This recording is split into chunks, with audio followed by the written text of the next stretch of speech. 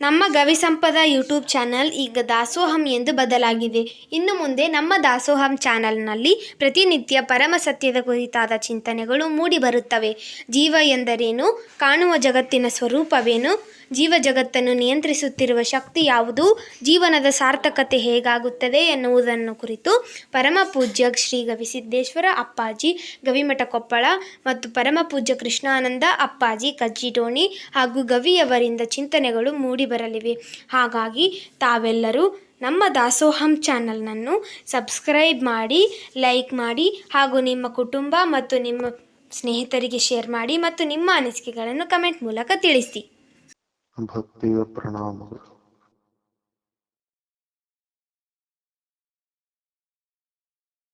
ಸ್ಥೂಲವಾದ ಕಣ್ಣುಗಳಿಂದ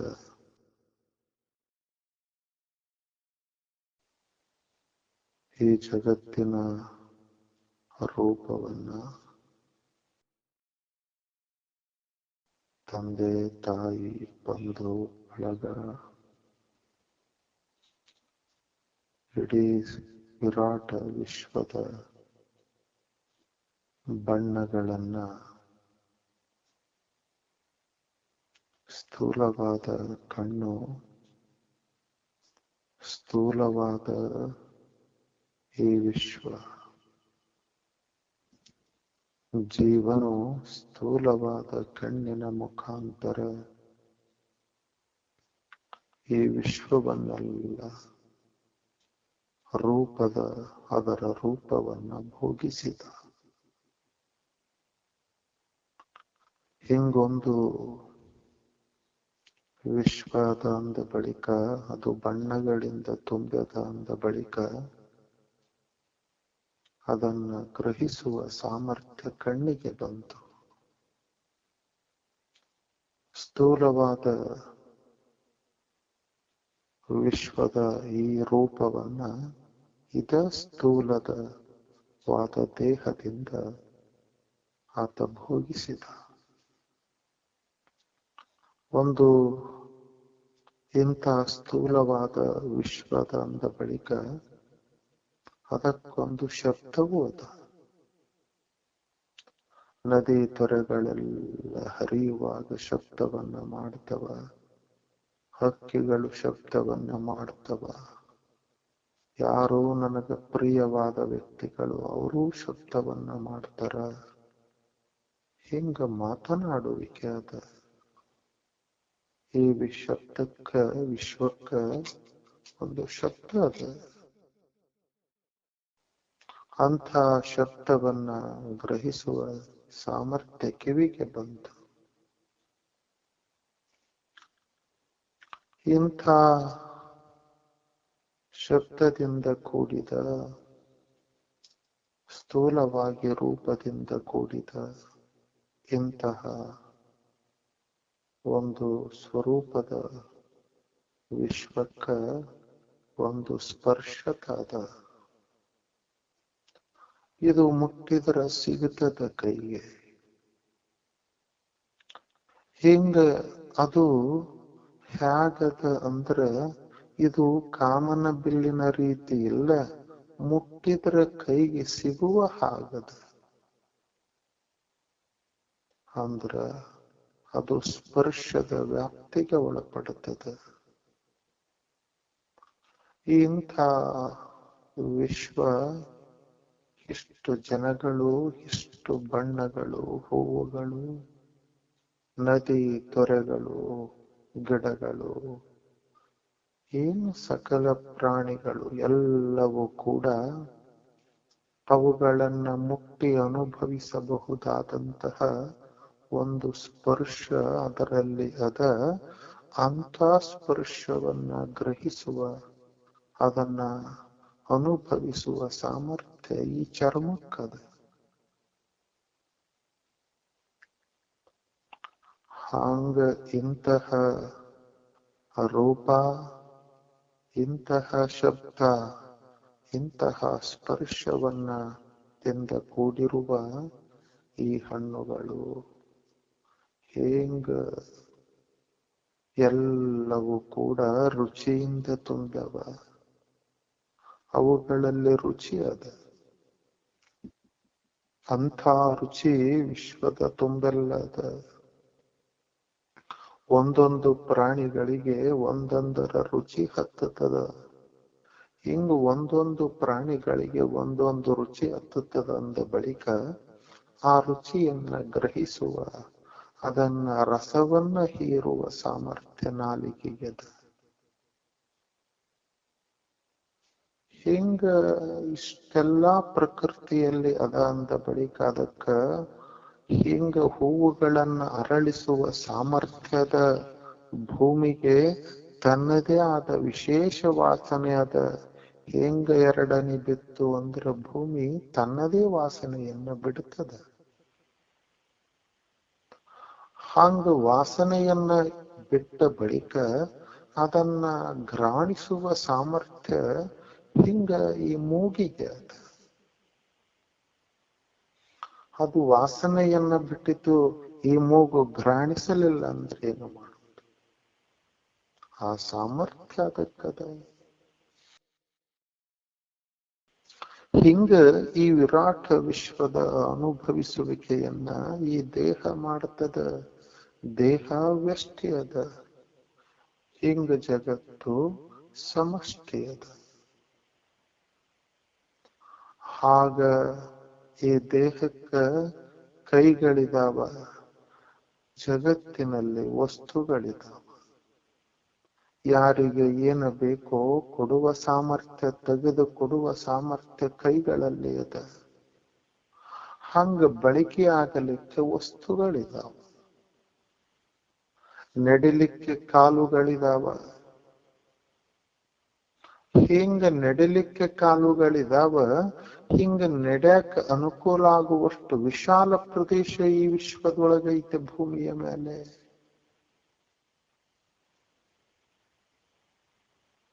ಹಾಂಗ ಉಪಸ್ಥ ಮತ್ತು ಗುದ ಹಿಂಗದವಲ್ಲ, ಭೋಗಿಸುವ ಸಾಮರ್ಥ್ಯ ದೇಹಕ್ಕೈತಿ. ಅಂತ ಭೋಗಿಸುವ ಸಾಮರ್ಥ್ಯವುಳ್ಳ ದೇಹಕ್ಕ ಇನ್ನೊಂದು ಭೋಗ ಕೊಡುವ ಸಾಮರ್ಥ್ಯ ದೇಹದ್ದೈತಿ. ಎರಡು ದೇಹಗಳು ಹಿಂಗ ಭೋಗಿಸುವ ಸಾಮರ್ಥ್ಯವನ್ನ ಪಡೆದವ. ಹಾಂಗ ಗುದ, ಹಂಗ ವಿಸರ್ಜನಾ ಕ್ರಿಯೆ. ಏನು ರುಚಿಸ್ತಾನ, ಏನನ್ನ ಮಾಡ್ತಾನ, ಈ ದೇಹದಿಂದ ಹೊರಹೋಗುವ ಒಂದು ಕ್ರಿಯೆಯನ್ನ ಗುದ ಮಾಡ್ತದೆ. ಆಗ ಆ ಗುದದಿಂದ ಹೊರಗೋದ ಆ ಮಲ ಪುನಃ ಮತ್ತೆ ಅದನ್ನ ಭೂಮಿಯಾಗಿ ಮಾರ್ಪಡಿಸುವ ಶಕ್ತಿ ಭೂಮಿಗಿದೆ. ಬರೀ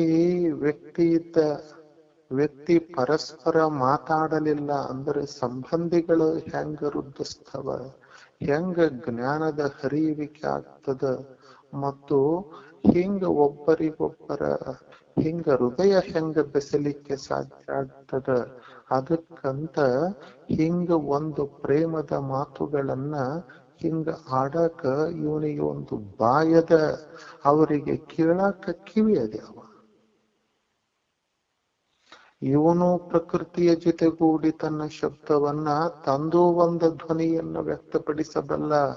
ಹಾಂಗ ಶಬ್ದ ಸಾಮ್ರಾಜ್ಯದಲ್ಲಿ ಎಲ್ಲ 84 ಲಕ್ಷ ಜೀವರಾಶಿಗಳು ಗುಡುವ ಆ ಸಂದರ್ಭದಲ್ಲಿ ಇವನು ತಂದೊಂದು ಧ್ವನಿಯನ್ನ ಸೇರಿಸಬಲ್ಲ.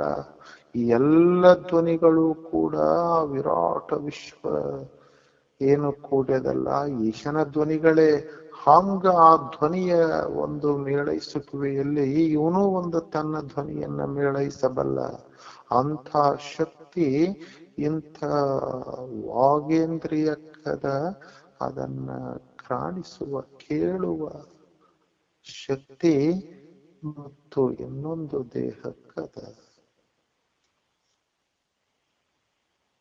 ಹಿಂಗ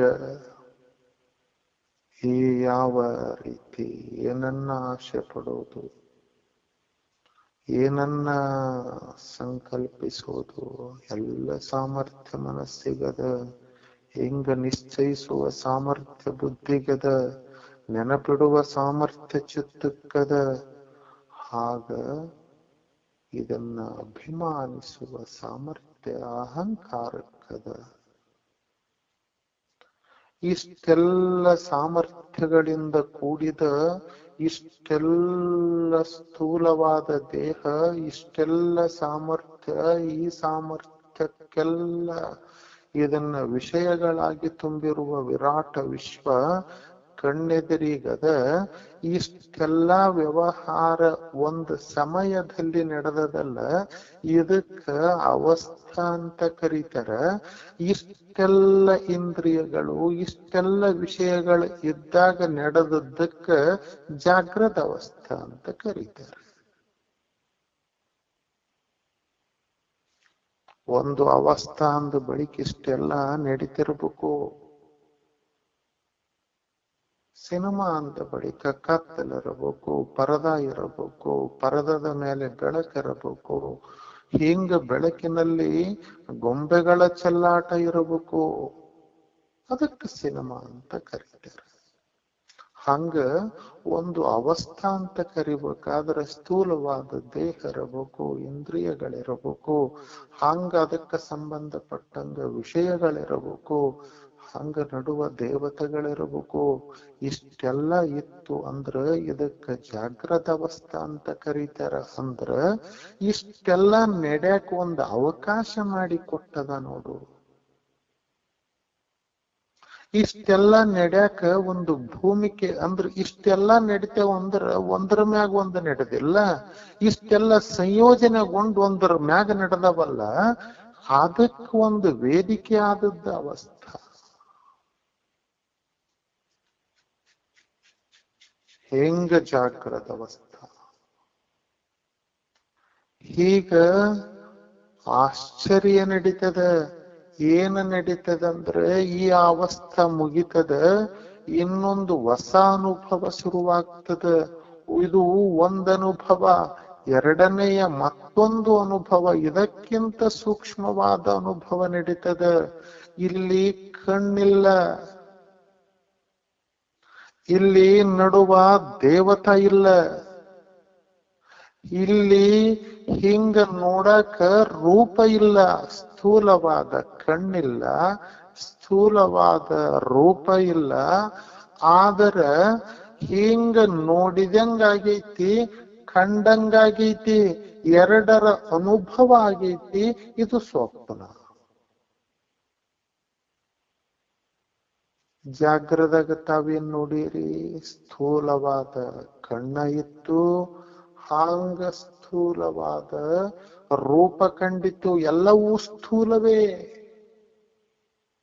ನಡಕ್ ಅನುಕೂಲ ಮಾಡುವ ದೇವತಾ ಇತ್ತು. ಇಲ್ಲಿ ಜಾಗೃತದಾಗ. ಅದ ಸ್ವಪ್ನದಾಗ ಕಣ್ಣಿಲ್ಲ, ಸ್ಥೂಲವಾದ ಕಣ್ಣಿಲ್ಲ, ಸ್ಥೂಲವಾದ ರೂಪ ಇಲ್ಲ.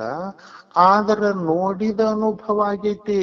ಅಲ್ಲಿ ನೋಡಿ ಅಲ್ಲೇನ್ ಅನುಭವ ಆಗೈತಲ್ಲ ಜಾಗ್ರದಲ್ಲಿ, ಯಾವ ವಸ್ತುಗಳು ಇದ್ದಾಗ ನೋಡಿದಾಗ ಏನು ಅನುಭವ ಆಗೈತಿ ಅಂಥದ್ದೇ ಅನುಭವ ಆ ವಸ್ತುಗಳು ಇರದೇ ಹೋದ್ರೂ ಕೂಡ ಆಗೈತಿ. ಹಂಗ ಶಬ್ದದ ಅನುಭವ ಆಗೈತಿ. ಕಿವಿ ಇಲ್ಲ, ಶಬ್ದ ಇಲ್ಲ, ಆದರೂ ಶಬ್ದದ ಅನುಭವ ಆಗೈತಿ.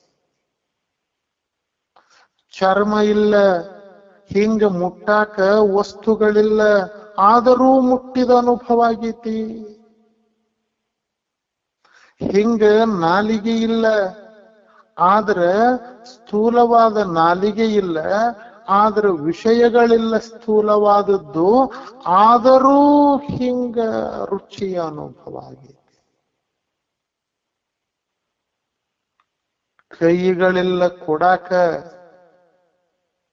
ಆದರೂ ಕೂಡ ಸ್ಥೂಲವಾದ ಕೈಗಳಿಲ್ಲ, ಸ್ಥೂಲವಾದ ಕೈಗೆ ವಿಷಯವಾದ ವಸ್ತುಗಳು ಇಲ್ಲ, ಆದರೂ ಕೊಟ್ಟಾನ. ನೆಡಕ ಸ್ಥೂಲವಾದ ಕಾಲುಗಳಿಲ್ಲ, ಆದ್ರ ಆಮೇಲೆ ಹಿಂಗ ಕಾಲಿಲ್ಲ, ಬಯಲಿಲ್ಲ, ನಡೆದಾನ. ಎಷ್ಟು ಆಶ್ಚರ್ಯಕರ.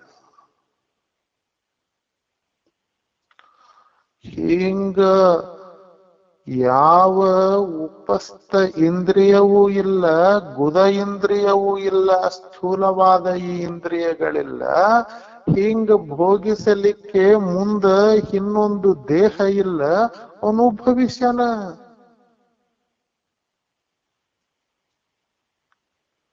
ಹೆಂಗ ಮುಂದಕ್ಕೆ ಹೋತಾನ, ಏನು ಮಾತಾಡ್ತಾನ, ಬಾಯಿನೇ ಇಲ್ಲ ಮಾತಾಡ್ತಾನ. ಆ ಅನುಭವ ಆಗ್ಯದ. ಹಾಂಗ ಏನು ಅದ್ಭುತವಾದ ವಿಚಾರ, ಏನು ಅದ್ಭುತವಾದ ಸಂಶೋಧನಾ, ಏನು ಅದ್ಭುತವಾದ ನೆನಪುಗಳು, ಹೆಂಗ ಅಭಿಮಾನಿಸುವಿಕೆಗಳು, ಇವು ಎಲ್ಲವೂ ನಡೆದವ. ಎಷ್ಟು ಆಶ್ಚರ್ಯ. ಆದ್ರೆ ಇವು ಯಾವ ಸ್ಥೂಲವಾದ ರೂಪದಿಂದ ಇಲ್ಲ, ಆದ್ರೆ ಅನುಭವ ಆಗದ ತಪ್ಪಿಲ್ಲ. ಹಂಗ ಯಾವಾಗ ಜಾಗ್ರದ ಅವಸ್ಥೆಯ ಸ್ಥೂಲ ಅನುಭವ ಇತ್ತೋ, ಅಂದ್ರ ಯಾವ ಸ್ಥೂಲ ಜಗತ್ತನ್ನ ನೋಡಿ, ವಸ್ತುಗಳನ್ನ ನೋಡಿ ಯಾವುದು ಸತ್ಯ ಅಂತ ಅನಿಸಿತ್ತಲ್ಲ, ಅಂಥದ ಅನುಭವಿಸುವಿಕೆಯ ಒಂದು ಅನುಭವ ಇತ್ತಲ್ಲ, ಆ ಅನುಭವ ಜಾಗ್ರದ ಅವಸ್ಥೆಯಲ್ಲಿಯೇ ಒಂದು ಸಂಸ್ಕಾರ ರೂಪದಿಂದ ಹಿಂಗ ಸ್ವಪ್ನಾವಸ್ಥೆಗೆ ಅಂದ್ರೆ ಸೂಕ್ಷ್ಮ ಶರೀರಕ್ಕೆ ವರ್ಗಾವಣೆಗೊಂಡಿತು ನೋಡಿ. ಹಂಗ ವರ್ಗಾವಣೆಗೊಂಡಿತು. ಏನೆಲ್ಲ ಅನುಭವಿಸಿದ್ದ ಜಾಗ್ರದ ಅವಸ್ಥೆಯಲ್ಲಿ, ಎಲ್ಲವನ್ನ ಅನುಭವಿಸಿದ್ದ. ಅದು ಏನು ಒಂದ ಎರಡ ಅನಂತವಾದ ಅನುಭವಗಳು. ಎಲ್ಲ ಅನುಭವಗಳು ಕೂಡ ವಾಸನಾ ರೂಪದಿಂದ ಹಿಂಗ ವರ್ಗಾವಣೆಗೊಂಡಿತ್ತು. ಹೆಂಗ ವಾಸನ? ಪಾತ್ರೆ ಅದ, ಅಡಿಗೆ ಮಾಡ್ಯಾರ, ಎಷ್ಟೋ ದಿನ ಆಗೈತಿ, ಆದ್ರ ವಾಸನೆ ಐತಿ.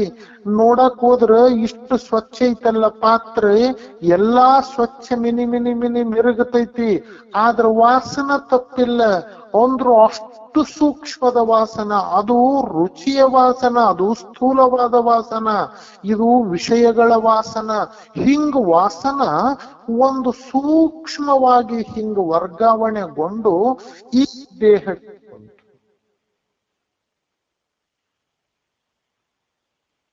ಎಷ್ಟು ಆಶ್ಚರ್ಯಕರ ಸಂಗತಿ, ಎಂಥ ಆಶ್ಚರ್ಯಕರ ಸಂಗತಿ. ಬರೀ ವಾಸನ ಇಷ್ಟು ಈ ಅವಸ್ಥೆಯಲ್ಲಿ ಕೆಲಸ ಮಾಡ್ತದ ಅಂದ್ರ, ಇಲ್ಲಿ ಸ್ಥೂಲವಾದ ವಸ್ತುಗಳೇನಿದ್ದುವು, ಸ್ಥೂಲವಾದ ಇಂದ್ರಿಯಗಳೇನಿದ್ದುವು, ಇವು ಎಲ್ಲದರ ವ್ಯವಹಾರ ನಡೆಯಕ್ಕೆ ಯಾವುದು ಆಧಾರವಾಗಿ ನಿಂತಿತ್ತಲ್ಲ, ಅದು ಜಾಗ್ರದ ಅವಸ್ಥೆ. ಆದ್ರೆ ಇಲ್ಲೇನೂ ಇಲ್ಲ. ಇಲ್ಲಿ ಸ್ಥೂಲವಾದದ್ದು ಒಂದು ಚೂರೂ ಇಲ್ಲ, ಒಂದು ತೃಣವೂ ಇಲ್ಲ. ಆದ್ರೆ ವ್ಯವಹಾರ ನಡೆದದಲ್ಲ, ಇಂಥ ವ್ಯವಹಾರಕ್ಕೆ ಯಾವುದು ಆಧಾರ ಆಗ್ಯದಲ್ಲ, ಅದು ಸ್ವಪ್ನಾವಸ್ಥೆ. ಅಲ್ಲಿ ಸ್ಥೂಲಕ್ಕಾಧಾರವಾದದ್ದು ಜಾಗ್ರತಾವಸ್ಥೆ, ಇಲ್ಲಿ ಸೂಕ್ಷ್ಮಕ್ಕಾಧಾರವಾದದ್ದು ಸ್ವಪ್ನಾವಸ್ಥೆ. ವಾಸನೆಗೆ ಆಧಾರ ಆಗ್ಯದ. ಎಷ್ಟು ಸೂಕ್ಷ್ಮ ಇರಬೇಕು, ಎಷ್ಟರೆ ಸೂಕ್ಷ್ಮದಿಂದ ಅದು ಇರಬೇಕು. ವಾಸನೆಗೆ ಆಧಾರ ಆಗ್ಯದ. ಇಲ್ಲಿ ಏನೂ ಇಲ್ಲ. ಇಲ್ಲಿ ಸ್ಥೂಲವಾದ ಇಂದ್ರಿಯಗಳಿಲ್ಲ, ದೇವತೆಗಳಿಲ್ಲ, ವಿಷಯಗಳಿಲ್ಲ. ಆದರೂ ಅವು ಇದ್ದಾಗ ಏನು ಅನುಭವ ನಡೆದೈತಲ್ಲ, ಅದು ಹಂಗ ಇಲ್ಲೇ ನಡೆದೈತಿ. ಅಷ್ಟ ಪ್ರತ್ಯಕ್ಷವಾಗಿ ನಡೆದಂಗಾಗೈತಿ. ಏನು ಈ ಅವಸ್ಥೆಯ ವ್ಯವಸ್ಥೆ? ಏನು ಅದು ನಡೆದದ್ದು ಸತ್ಯ, ಇದು ನಡೆದದ್ದು ಸುಳ್ಳಂತಿಲ್ಲ. ಆಯಾ ಕಾಲದಲ್ಲಿ ಅವೆಲ್ಲವೂ ಸತ್ಯವಾಗಿ ಕಂಡವಲ್ಲ.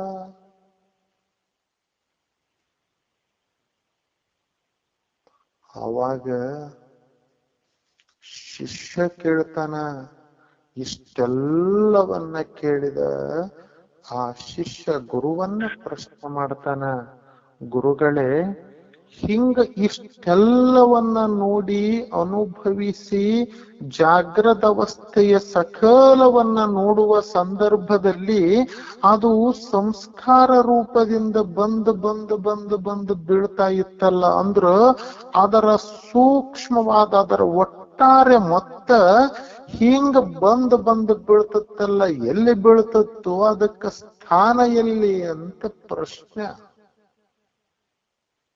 ಶಿಷ್ಯ ಪ್ರಶ್ನೆ ಮಾಡ್ತಾನ. ಹಿಂಗ ಜಾಗ್ರದ ಅವಸ್ಥೆಯಲ್ಲಿ ನಾ ಇಷ್ಟೆಲ್ಲವೂ ಸ್ಥೂಲವಾದದ್ದನ್ನ ನೋಡಿದೆ, ಎಲ್ಲವನ್ನ ಅನುಭವಿಸಿದೆ, ಬರೀ ವಸ್ತುಗಳನ್ನಲ್ಲ, ಹಿಂಗ ಸಂಬಂಧದಿಂದ ನಡೆದ ಘಟನೆಗಳನ್ನ ನೋಡಿದೆ, ನನ್ನದೇ ಆದ ಸಂಸಾರ ರಚನೆ ಮಾಡಿದೆ, ನನ್ನದೇ ಆದ ಸಾಮ್ರಾಜ್ಯ ರಚನೆ ಮಾಡಿದೆ, ನನ್ನದೇ ಆದ ದೇಶಗಳು, ನನ್ನದೇ ಆದ ಕೋಶಗಳು, ನನ್ನದೇ ಆದ ಏನದ್ಭುತವಾದ ವೈವಿಧ್ಯಮಯವಾದ ಪಾತ್ರಗಳನ್ನ ನಿರ್ವಹಿಸಿ ಇಡೀ ಒಂದು ಏನು ಅನುಭವ ಪಡೆದಿನಲ್ಲ, ಅದು ಸಂಸ್ಕಾರ ರೂಪದಿಂದ ಇಲ್ಲಿಗೆ ಬಂದು ಬಿತ್ತಲ್ಲ, ಹಂಗ ಆ ಬಿದ್ದದ್ದೆಲ್ಲಿ?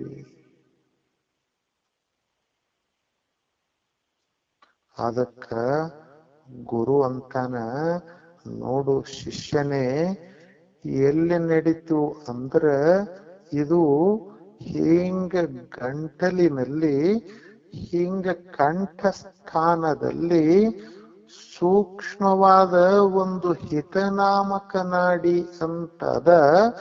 ಆ ಹಿತನಾಮಕ ನಾಡಿ ಹೆಂಗದ ಅಂದ್ರ, ಆ ಹಿತನಾಮಕ ನಾಡಿ ಹಿಂಗ ಕೂದಲೆಳೆಯಷ್ಟದ. ಅಂಥ ಕೂದಲು ಎಳೆಯಷ್ಟನ್ನ 1000 ಭಾಗ ಮಾಡಿದರೆ ಹೆಂಗ ಒಂದು ಭಾಗ ಉಳಿತದಲ್ಲ, ಅಂಥ ಭಾಗದಲ್ಲಿ ಸೂಕ್ಷ್ಮವಾಗಿ ಅದು ಬಂದು ಅಲ್ಲಿ ವಾಸವಾಗಿದೆ.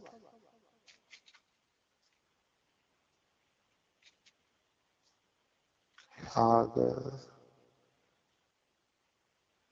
ಹಿತನಾಮಕ ನಾಡಿಯ ಆ ಸ್ಥಾನದಲ್ಲಿ ಬಂದು ವಾಸನ ಗಂಟು ಕಟ್ಟದ.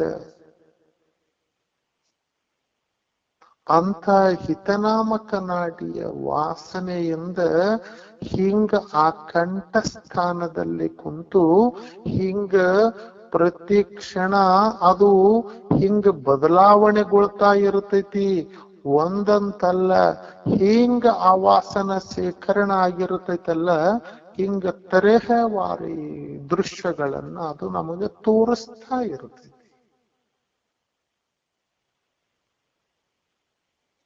ಇಂಥ ವಾಸನಾ ರೂಪದಿಂದ ಅಂದ್ರ ಸಂಸ್ಕಾರದಿಂದ ಹಿಂಗ ಜಾಗೃತ ಅವಸ್ಥೆಯಲ್ಲಿ ನೋಡಿದೋ ಎಲ್ಲ ದೃಶ್ಯ ವೈಭವದ ಸಂಸ್ಕಾರದಿಂದ ಆ ಸಂಸ್ಕಾರ ಹಿಂಗ ಕೊನೆಗೆ ಸೂಕ್ಷ್ಮವಾಗಿ ಬಂದದ್ದೇ ವಾಸನ.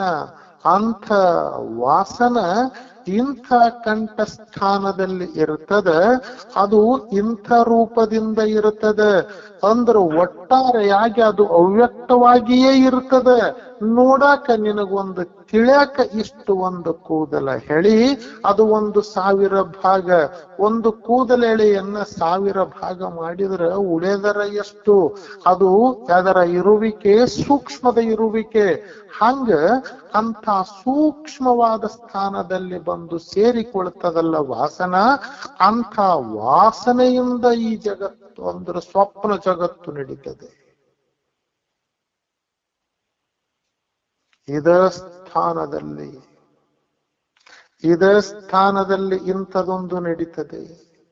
ಎಲ್ಲೇ ಹಿಂಗ ಕಣ್ಣ ತೆರೆದ ನೋಡಿದರೆ ಹೊರಗೆ ಈ ದೃಶ್ಯ ಕಂಡೈತಲ್ಲ, ಕಣ್ಣು ಮುಚ್ಚಿ ಹಿಂಗ ನಿದ್ದಿಗೋಗುವ ಮಧ್ಯದಲ್ಲಿ ಹಿಂಗ ಸ್ವಪ್ನಾವಸ್ಥೆ ನನಗ ಗೋಚರಿಸ್ತೈತಲ್ಲ, ಅಂಥ ಅವಸ್ಥೆಯಲ್ಲಿ ಹಿಂಗ ದೃಶ್ಯ ವೈಭವ ಹೆಂಗ ನಡಿತೈತಿ ಅಂದ್ರೆ ಈ ವಾಸನಾ ಬಲದಿಂದ ನಡಿತೈತಿ.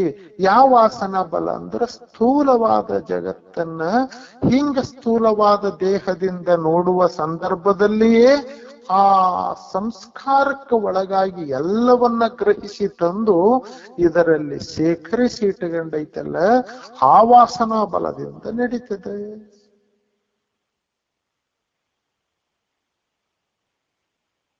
ಅವಾಗ ಶಿಷ್ಯ ಅಂತಾನ, ಏನು ಗುರುಗಳೇ, ಎಷ್ಟು ಆಶ್ಚರ್ಯಕರ ಸಂಗತಿಗಳನ್ನ ನನಗೆ ಹೇಳಿದಿರಿ. ಹಿಂಗ ಸ್ಥೂಲವಾದದ್ದಕ್ಕೆ ಯಾವುದು ಆಧಾರವಾಗಿತ್ತು, ಯಾವುದು ಹಿಂಗ ಆಧಾರವಾಗಿ ನಿಂತಿತ್ತಲ್ಲ ಅದು ಜಾಗೃತ ಅವಸ್ಥೆ. ಆದ್ರ ಇಂಥ ಸೂಕ್ಷ್ಮವಾದದ್ದಕ್ಕೂ ಕೂಡ ಒಂದು ಆಧಾರವಾಗಿ ನಿಂತಿದೆಯಲ್ಲ, ಅದು ಸ್ವಪ್ನಾವಸ್ಥೆ. ಸ್ವಪ್ನಾವಸ್ಥೆ ಬರೀ ಅನುಭವಕ್ಕೆ ಆಧಾರ ಆಗಿ ನಿಂತದ, ಜ್ಞಾನಕ್ಕೆ ಆಧಾರ ಆಗಿ ನಿಂತದ. ಏನೂ ವಸ್ತುಗಳಿಲ್ಲ, ಸಂದರ್ಭಗಳಿಲ್ಲ, ಏನೂ ಸಂಸಾರ ಇಲ್ಲ, ಆದರೂ ಸಂಸಾರದ ಅನುಭವ ಆಗ್ಯದ. ಯಾವ ಹೊರಗಿನಿಂದ ಯಾವ ಬಂದೇ ಇಲ್ಲ, ಒಳಗ ಇಷ್ಟು ನಡೆದದಲ್ಲ. ಇಂಥ ನಡೆಯುವಿಕೆಗೆ ಹಿಂಗ ಆಧಾರವಾಗಿ ನಿಂತದಲ್ಲ, ಅದು ಸ್ವಪ್ನಾವಸ್ಥೆ. ಆವಾಗ ಶಿಷ್ಯ ಕೇಳ್ತಾನ, ಗುರುಗಳೇ, ಎರಡರ ವ್ಯತ್ಯಾಸವನ್ನ ನನಗ ತುಂಬಾ ಚೆನ್ನಾಗಿ ಹೇಳಿದಿರಿ, ಮತ್ತು ಆ ಸಂಸ್ಕಾರ ಬಂದು ಎಲ್ಲಿ ಶೇಖರಣೆಗೊಂಡಿತು ಅನ್ನುವ ಸ್ಥಾನವನ್ನು ತಾವು ದಯಮಾಡಿ ತಿಳಿಸಿದಿರಿ. ಆದ್ರೆ ಈಗ ನಾನೊಂದು ಪ್ರಶ್ನೆ ಕೇಳ್ತೀನಿ. ಏನು ಪ್ರಶ್ನೆ ಕೇಳ್ತೀನಿ ಅಂದ್ರ, ನೋಡಿ, ಅಲ್ಲಿ ವಿಷಯಗಳಿತ್ತು. ಎಲ್ಲಿ? ಜಾಗೃತ ಅವಸ್ಥೆ. ಹಂಗ ಸ್ಥೂಲ ರೂಪವಾದ ಪಂಚಮಹಾಭೂತಗಳಿದ್ದು ಅದನ್ನ ನೋಡಾಕ ಅನುಕೂಲ ಆತತ್ತು. ಆದ್ರೆ ಇಲ್ಲಿ ನೋಡ್ತಾನಲ್ಲ, ಇಲ್ಲಿ ನೋಡಾಕ ಇವನಿಗೆ ಏನಿತ್ತು? ಎಷ್ಟು ಚಲೋ ಪ್ರಶ್ನೆ ನೋಡಿ, ಎಷ್ಟು ಪ್ರಶ್ನೆ ವೈಜ್ಞಾನಿಕವಾಗಿ ಅದ. ಅಲ್ಲಿ ಹಿಂಗ ಎಲ್ಲಿ ಜಾಗೃತ ಅವಸ್ಥೆಯಲ್ಲಿ ನನಗ ಇಷ್ಟು ಪಂಚಮಹಾಭೂತಗಳು ಕಾಣ್ತದ್ವು, ಅವು ನೋಡಾಕ ಇದ್ದುವು, ಅವ ಕನಿಷ್ಠ ಪಕ್ಷ ಇದ್ದಿದ್ವಲ್ಲ, ಕಡೆಗೆ ನೋಡಿದ್ರ ಅದ್ರ ಅನುಭವ ಆಗತತ್ತು.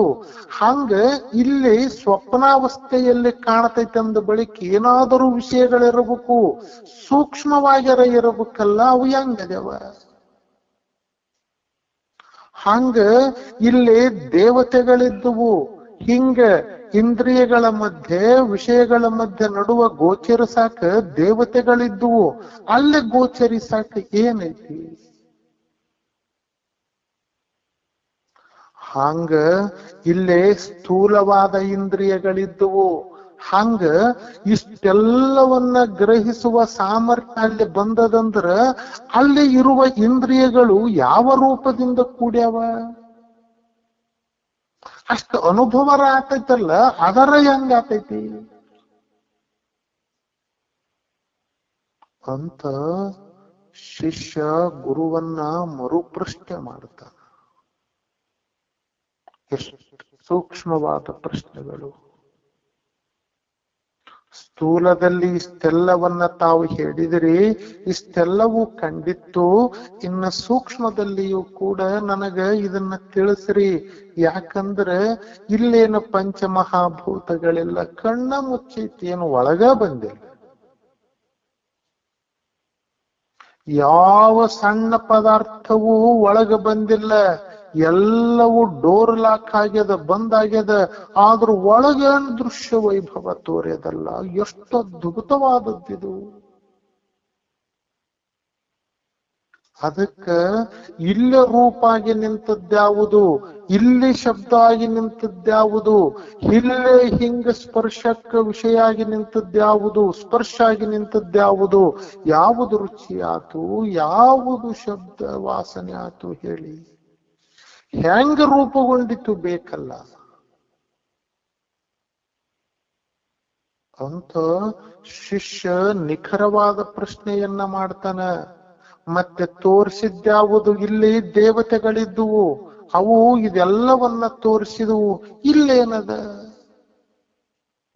ಅಲ್ಲಿ ಇಂದ್ರಿಯಗಳಿದ್ದುವು, ಸ್ಥೂಲವಾದದ್ದು. ಇಲ್ಲೇ ಸೂಕ್ಷ್ಮದಿಂದ ಏನೈತಿ ಅದನ್ನ ಗ್ರಹಿಸಲಿಕ್ಕೆ ಅಂತ ಪ್ರಶ್ನೆಯನ್ನ ಮಾಡ್ತಾನ. ಗುರು ಉತ್ತರವನ್ನ ಹೇಳ್ತಾನ. ನಾಳೆ. ತಮಗೆಲ್ಲ ನಮಸ್ಕಾರ.